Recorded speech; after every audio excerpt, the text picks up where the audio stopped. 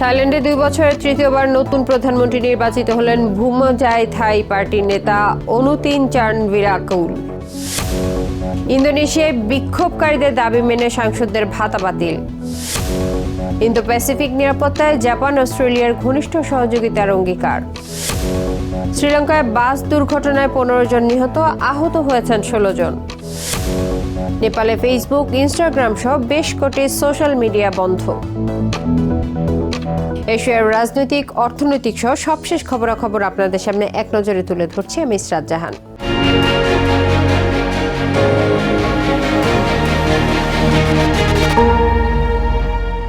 ব্যবসায়ী ধনকুবের অনুতিন চার্নভিরাকুলকে প্রধানমন্ত্রী হিসেবে বেছে নিয়েছে থাই পার্লামেন্ট। গত সপ্তাহে আদালতের রায়ে সাবেক প্রধানমন্ত্রী পেতংতান সিনাওয়াত্রা পদচ্যুত হবার পর দেশটির রাজনীতিতে আবারও টালমাটাল অবস্থার সৃষ্টি হয়। তবে তত্ত্বাবধায়ক সরকারের অধীনে শুক্রবার সংখ্যাগরিষ্ঠ সংসদের সমর্থন নিয়ে প্রধানমন্ত্রী নির্বাচিত হন বিরোধী দল ভুমজাই থাই পার্টির নেতা অনুতিন চার্নভিরাকুল, যার মধ্য দিয়ে গত 2 বছরের মধ্যে 3 জন প্রধানমন্ত্রী পেল থাইল্যান্ড। ইন্দোনেশিয়ার সংসদ সদস্যদের বাড়তি ভাতা ও পুলিশি সহিংসতার প্রতিবাদে টানা বিক্ষোভের পর বৃহস্পতিবার শিক্ষার্থীরা সরকারের 2 জ্যেষ্ঠ মন্ত্রীর সঙ্গে বৈঠক করে। এ সময় সংসদ সদস্যদের 50 মিলিয়ন রুপির ভাতা বাতিল করা হলেও অন্যান্য দাবির বিষয়ে সুনির্দিষ্ট কোনো সমাধান তারা পাননি বলে জানিয়েছেন। এদিকে সোশ্যাল মিডিয়া অ্যাক্টিভিস্টরা 70+8 পিপলস ডিমান্ড ব্যানারে বৃহস্পতিবার সংসদের সামনে বিক্ষোভ করেছে, যেখানে বাজেট স্বচ্ছতা ও আটককৃতদের মুক্তির আহ্বান জানানো হয়। অন্যদিকে যে সাজোয়া গাড়ির ধাক্কায় ডেলিভারি রাইডার নিহত হয়েছিল, সে গাড়ির দায়িত্বে থাকা পুলিশ কর্মকর্তাকে শাস্তিস্বরূপ পদোন্নতি দেওয়া হয়েছে 7 বছরের জন্য। জাপান ও অস্ট্রেলিয়া ইন্দো প্যাসিফিক অঞ্চলের ক্রমবর্ধমান নিরাপত্তা চ্যালেঞ্জ মোকাবেলায় ঘনিষ্ঠ সহযোগিতার ঘোষণা দিয়েছে। বৃহস্পতিবার টোকিওতে অনুষ্ঠিত 2 দেশের পররাষ্ট্রমন্ত্রী ও প্রতিরক্ষা মন্ত্রীদের বৈঠক থেকে এই ঘোষণা আসে। এ সময় দেশের বাইরে ঝুঁকিতে থাকা নাগরিকদের নিরাপত্তায় পরস্পর সহায়তা ও যৌথ সামরিক প্রস্তুতি আরও জোরদারের বিষয়ে আলোচনা হয়। জাপানের পররাষ্ট্রমন্ত্রী তাকেশি ইওয়ায়া বলেন, উভয় দেশের নিরাপত্তা ঝুঁকি মোকাবেলায় যৌথ প্রতিরোধ ক্ষমতা জোরদার করা হবে।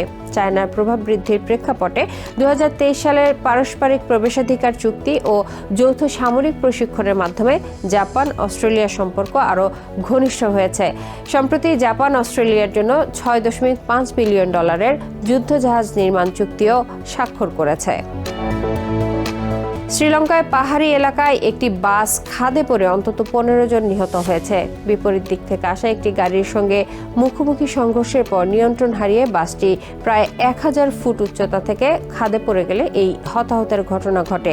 বৃহস্পতিবার রাতে পাহাড়ি এলাকা এল্লায় এই দুর্ঘটনা ঘটে। দুর্ঘটনাস্থল রাজধানী কলম্বো থেকে 130 কিলোমিটার পূর্বে অবস্থিত। দুর্ঘটনায় আহত বাকি 16 আরোহীকে নিকটবর্তী হাসপাতালে নিয়ে যাওয়া হয়েছে, যাদের মধ্যে বেশ কয়েকজনের অবস্থা আশঙ্কাজনক বলে জানা গেছে। শ্রীলঙ্কার গণমাধ্যমগুলো জানিয়েছে, বাসটিতে মূলত টানগাইলে পৌরসভার কর্মকর্তা ও তাদের পরিবারের সদস্য সহ মোট 30 জন যাত্রী ছিলেন। তারা এল্লার পার্বত্য এলাকায় ছুটি কাটাতে এসেছিলেন। দুর্ঘটনার পরপরই গ্রামবাসী এবং প্রায় 200 সামরিক কর্মী উদ্ধার অভিযানে অংশ নেয়। নেপালে ফেসবুক, ইনস্টাগ্রাম, এক্স, ইউটিউব সহ বেশিরভাগ সামাজিক যোগাযোগ মাধ্যম বন্ধ ঘোষণা করেছে সরকার। সরকার নির্ধারিত নিবন্ধন প্রক্রিয়ায় অংশ না নেয় শুক্রবার থেকে এসব সামাজিক মাধ্যম বন্ধ করে দেওয়া হয়। 3 কোটি জনসংখ্যার 90% মানুষ ইন্টারনেট ব্যবহার করে। নেপালের যোগাযোগ ও তথ্যমন্ত্রী পৃথ্বীসুবা গুরুং জানান, নেপালে ব্যাপকভাবে ব্যবহৃত প্রায় 2 ডজন সামাজিক মাধ্যম একাধিকবার আনুষ্ঠানিকভাবে কোম্পানি নিবন্ধনের জন্য নোটিশ দেওয়া হয়েছিল, কিন্তু তা মানেনি। তাই অবিলম্বে এসব প্ল্যাটফর্ম বন্ধ করে দেওয়া হচ্ছে।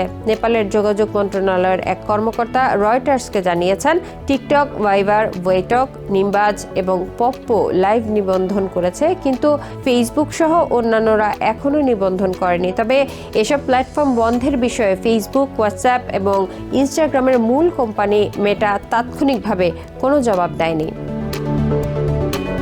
এক নজর প্রতিদিন এশিয়ার খবর জানতে চোখ রাখুন TVN 24 নিউজ নেটওয়ার্কের ইউটিউব ও ফেসবুক পেজে। নিউ ইয়র্ক থেকে সম্প্রচারিত TVN 24 টেলিভিশন বিশ্বজুড়ে বাঙালির কণ্ঠস্বর।